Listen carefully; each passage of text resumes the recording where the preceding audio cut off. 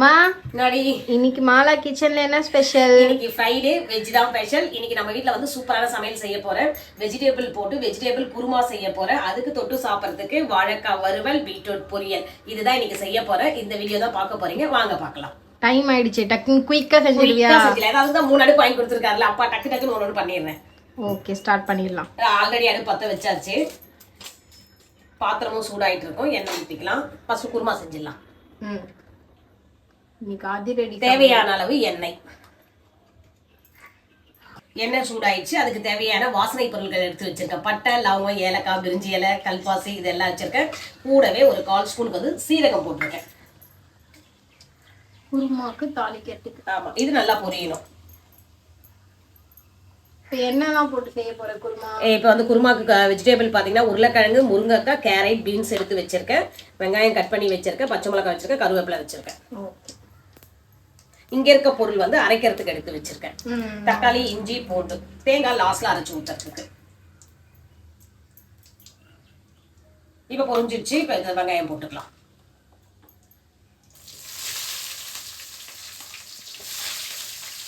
கூடவே கருவேப்பிலை. ஆல்ரெடி எப்பயும் எடுத்து இருந்தாலும் பரப்பரன்னு புரியுது. அப்புறம் வந்து கட் பண்ணி வச்சு பச்சை மிளகாவும் போட்டுக்கலாம். இது எல்லாமே நல்லா வதங்கணும். கொஞ்சம் உப்பு போட்டு வதக்கலாம், சீக்கிரம் வெங்காயம் வதங்கிடும். இது வதங்கிறதுக்குள்ளேயே நம்ம வந்து பாத்தீங்கன்னா இந்த தக்காளி, இஞ்சி பூண்டு பேஸ்ட் அரைச்சி எடுத்துக்கலாம். ஜார் எடுத்து வச்சுட்டேன், கட் பண்ணியும் வச்சுட்டேன். இதுல வந்து ஒரு 3 தக்காளி கட் பண்ணியிருக்கேன், மீடியம் சைஸ். பத்தும் அரைச்சா வந்து கம்மியாயிடும். அப்படியே இங்க பாருங்க, பூண்டு வந்து சின்ன பூண்டுனால தோல் உரிக்காம எடுத்துருக்கேன். டேஸ்ட் நல்லா இருக்கும். அப்படியே ஒரு துண்டு இஞ்சியும் எடுத்துருக்கேன். தேங்காய் லாஸ்ட்ல. இப்ப இதை அரைச்சு ஊத்துறேன். அப்பதான் குருமாவுடைய திக்னஸ் நல்லா இருக்கும், கலரும் சூப்பரா வரும். அதுக்காக தான் அரைச்சு செய்யறேன். வெங்காயம் கண்ணாடி பதம் வதங்கிடுச்சு. இந்த நேரத்துல நம்ம கட் பண்ணி வச்ச வெஜிடபிள்ஸ் சேர்த்துக்கலாம். உருளைக்கிழங்கு, முருங்கைக்காய், கேரட், பீன்ஸ். அப்புறம் நம்ம வந்து இது என்னது காலிஃப்ளவர் இருந்தாலும் சேர்த்துக்கலாம். ஆனா நம்ம இல்லை, அது போட்டாலும் கோல்டா சொல்லிட்டு நான் சேர்க்கல. இந்த காய் போட்டு செய்ய சொல்லவே பாத்தீங்கன்னா இந்த குருமா வந்து நான்வெஜ் டேஸ்ட் வரும். அப்படியே நம்ம மட்டன் குருமா வைக்கிறோம் பாத்தீங்களா, உருளைக்கிழங்கு, முருங்கைக்காய் போட்டு அந்த மாதிரி டேஸ்ட்ல வரும். வந்து நல்லா இருக்கும், சாப்பாட்டுக்கு நல்லா இருக்கும். இது நல்லா வதங்கணுமாமா? இது கொஞ்சம் தான் வதங்கணும். 2 மினிட்ஸ் வதங்கணும். நம்ம இப்ப அரைச்சிட்ட பாத்தீங்களா, தக்காளியும் பூண்டு இஞ்சி அரைச்சி வச்சுட்டு இந்த பேஸ்ட் ஊற்றணும். ஒரு 2 மினிட்ஸ் இது வதங்கணும். காய் 2 நிமிஷத்துக்கு நல்லா வதங்கிடுச்சு. இந்த நேரத்துல நம்ம அரைச்ச தக்காளி பேஸ்ட்டை ஊற்றிக்கலாம்.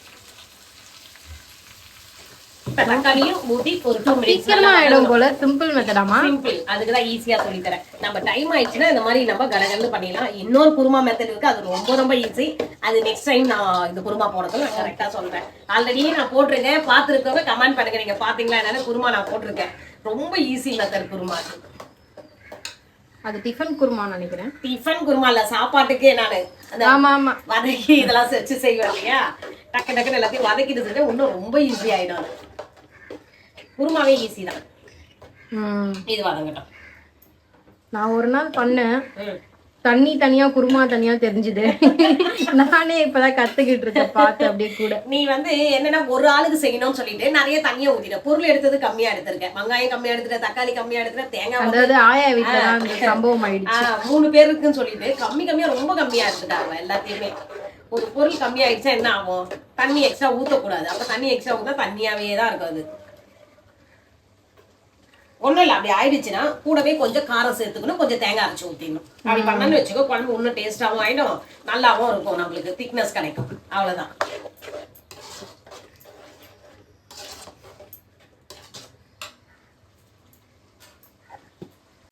நம்ம போட்ட தக்காளி பேஸ்ட் நல்லா வதங்கி பார்த்தீங்களா, எண்ணெய் பிரிஞ்சு வருது. இந்த நேரத்தில் காரத்துக்கு மசாலாலாம் ஆட் பண்ணிக்கலாம். குழம்பு மிளகாத்தூள், தனியாத்தூள், கரம் மசாலா, கொஞ்சம் மஞ்சள் தூள் எடுத்து வச்சிருக்கேன். இதை போட்டுருக்கேன். ஏன்னா குழம்பு மிளகாத்தூள் திட்டமாக தான் போட்டிருக்கேன். ஏன்னா பச்சை மிளகாய் போட்டிருக்கோம் இல்லையா, காரம் அது எக்ஸ்ட்ரா இருக்கும். நீங்கள் உங்கள் காரத்துக்கு ஏற்ற மாதிரி சேர்த்துக்கணும். இதை ஒரு 2 மினிட்ஸ் கலரி விட்டேன்னா அந்த பச்சை வாசனை போயிடும். அதுக்கப்புறம் அளவான வாசனை வந்துச்சு.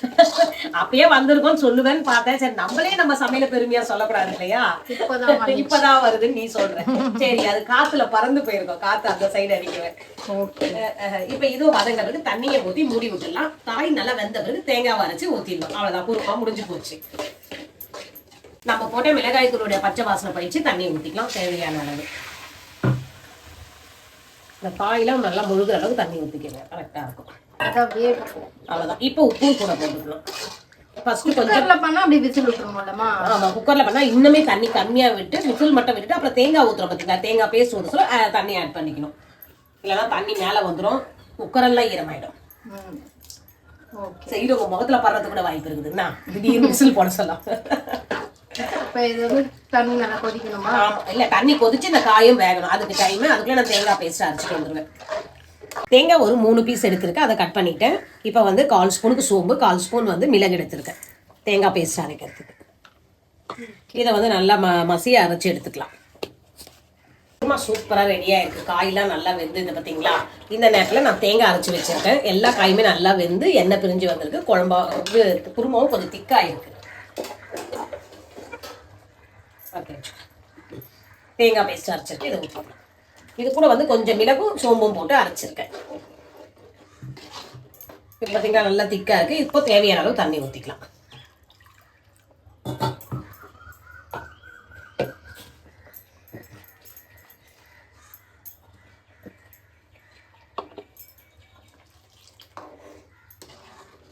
அப்படியே பார்த்தீங்களா, நான்வெஜ் வைப்போம் இல்லைங்களா, நான்வெஜ் குருமா, கறி குருமா அந்த மாதிரியே தான் வரும். அதே டேஸ்ட்டுமே அதே மாதிரி தான் இருக்கும். உங்களுக்கு சாப்பிட சொல்லலாம். கொஞ்சம் கொதிக்கணுமா? அப்போ இன்னும் கொஞ்சம் தண்ணி ஊற்றுறீங்களா, திக்காக இருக்குது. இந்த நேரத்தில் வந்து பார்த்தீங்கன்னா இந்த புதினாவும் கொத்தமல்லியும் கட் பண்ணி வச்சுருக்கேன், அதை போட்டுக்கலாம். அப்படி ஒரு ஏன்னா தேங்காய் போட்டு ஒரு கொதி தான் கொதிக்கணும். தேங்காய் போட்டு அதிகம் கொதிக்கக்கூடாது. அப்போ இந்த ஃப்ளேவரோடு சேர்த்து இதெல்லாம் வந்து வாசனை வந்து பார்த்தீங்கன்னா சும்மா அட்டகாசமாக இருக்கும். நான் சொல்கிறேன், செஞ்சு பார்த்துட்டு சொல்லுங்கள். சரி சரி. சுஷ்மி வாசனையை பிடிச்சிட்டு உட்காந்துருக்கா. எப்படி இருக்கு? நல்லா இருக்கு. பார்க்கறதுக்கு நம்மளுக்கு எல்லாமே சிம்பிளா இருக்க மாதிரி இருக்கும். அதனுடைய இது 1 by 1 போட்டு நம்ம செய்யல பார்த்தீங்கன்னா அதனுடைய டேஸ்ட் வேற லெவல்ல தான் வருது. உண்மையாலுமே சூப்பரா இருக்கு அந்த குருமா. அவ்வளோதான். இல்லை, இதை மூடி வச்சுட்டு அடுத்த ஸ்டெப் போயிடலாமா? வாழைக்காய் அரிஞ்சு வச்சிருக்கேன், அதை வறுத்துடலாம். ஒரு கொதிக்கிட்டு அப்படியே வச்சிடலாம். அதை எண்ணெய் சூடாயிடுச்சு. இந்த நேரத்தில் வந்து கடுகு சீரகம் எடுத்திருக்கேன், தாளிப்புக்கு போட்டுக்கலாம். சீரகம் புரிஞ்ச உடனே பார்த்தீங்கன்னா வாழைக்காவை நல்லா மெலிசாக கட் பண்ணி வச்சிருக்கேன். இங்கே பூண்டு இடித்து வச்சிருக்கேன், கருவேப்பிலை எடுத்து வச்சுருக்கேன். இது எல்லாமே ஒன்றா போட்டு தாளிச்சுக்கலாம். சவுண்டு வரப்போகுது. ஆமாம், புஷ்புன்னு கூடவே வாழைக்காய்.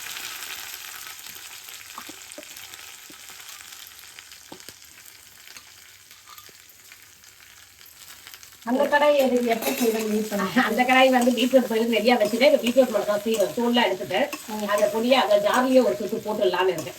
வாழைக்காய் இந்த மசாலா எல்லாம் ஒன்றா பரட்டுற அளவுக்கு பரட்டி விட்டாச்சு. இப்போ காரத்துக்கு வந்து பார்த்தீங்கன்னா குழம்பு மிளகாத்தூள், உப்பு, மஞ்சத்தூள் எடுத்துருக்கேன். இதை போட்டுக்கலாம்.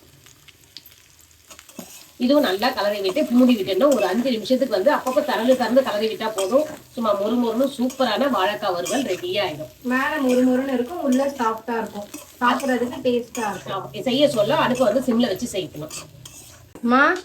பீட்ரூட் பொரியல் ரெடியாமா? ரெடி பண்ணிட்டேன். நானு சமையல் எல்லாம் சூப்பரா முடிச்சிட்டேன். டைமுக்கு முடிச்சிட்டேன். அதுவா வா என்னன்னு பார்க்கலாம். சுட சுட சாதம். சாதத்துக்கு நம்ம காயெல்லாம் போட்டு பண்ண குருமா சூப்பரா ரெடி ஆயிருக்கு பாரு. குருமா செமையா இருக்கு. இது வந்து வெஜிடேபிள் குருமா. இது ஆனா வந்து நான்வெஜ் குருமா வரும் டேஸ்ட். அப்புறம் நம்மளுடைய வாழைக்காய் வறுவல் சூப்பரா வறுத்து வச்சிருக்க வாழைக்காய் வறுவல், பீட்ரூட் பொரியல், உனக்கு பிடிச்ச பீட்ரூட் பொரியல், தேங்காய்லாம் போட்டு சூப்பரா வச்சிருக்கேன். மாம்பழம் இருக்கு, கட் பண்ணணும், தயிரும் எடுத்து வைக்கணும். சாப்பிட சொல்ல அப்பா அந்த பிறகு இதெல்லாம் எடுத்து வச்சிருவேன். சமையல் எல்லாம் முடிச்சாச்சு, சூப்பரா ரெடி பண்ணிருக்கேன். செஞ்சு பார்த்துட்டு எப்படி இருக்குன்னு சொல்லுங்க. ரொம்ப ஈஸி மெத்தட்ல சொல்லி கொடுத்துருக்கேன். அப்படியே வீடியோக்கு லைக் பண்ணுங்க, ஷேர் பண்ணுங்க, சப்ஸ்கிரைப் பண்ணுங்க. நெக்ஸ்ட் வீடியோல பார்க்கலாம். நெக்ஸ்ட் ஒரு லஞ்ச் மெனு vlogல பார்க்கலாம். பாய்.